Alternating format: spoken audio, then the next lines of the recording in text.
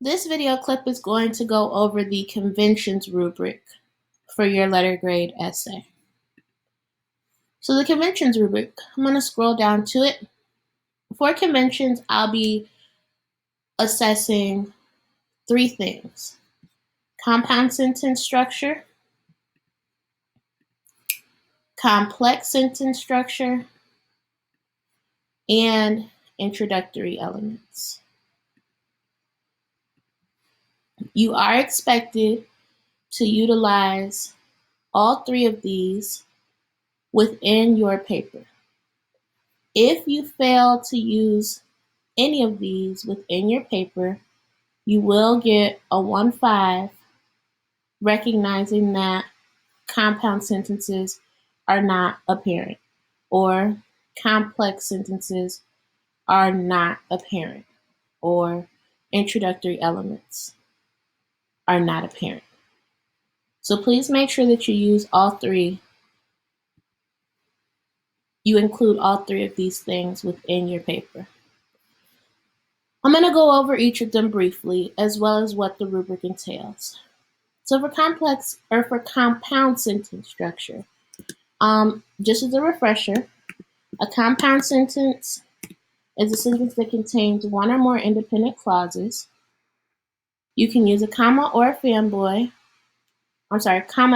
a fanboy, or a semicolon, or a conjunctive adverb that has a semicolon before it and a comma after it, to separate your two independent clauses.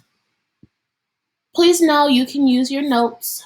I have notes and or video clips about all of these things for compound sentences on Google Classroom. So yeah, for compound sentences, if you properly punctuate your compound sentences at times, then you will earn a 2.0.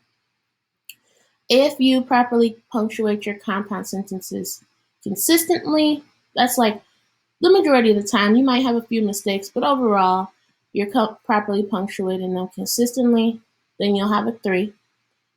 And if you are always properly punctuating your compound sentences, you'll get a 4 for this portion. Let's move to the next thing. Complex sentences.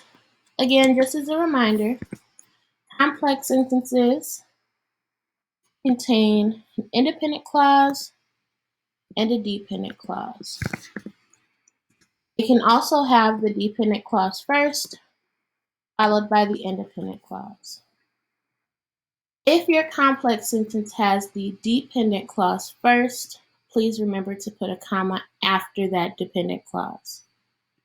If the independent clause is first, then no punctuation is needed.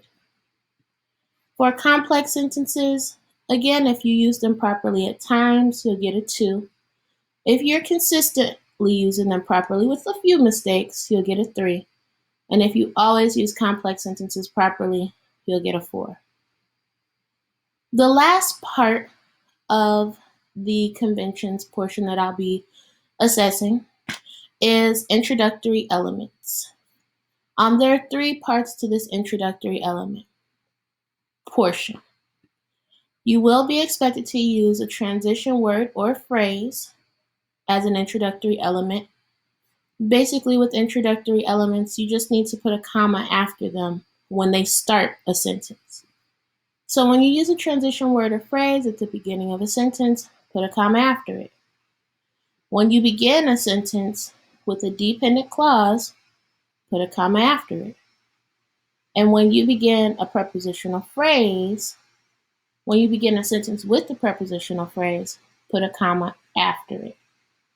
In order to get a 2, you'll need to use a transition word or phrase.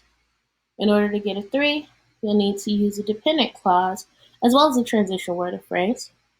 And in order to get a 4, you'll need to use a prepositional phrase as well as a dependent clause and transition word or phrase as an introductory element.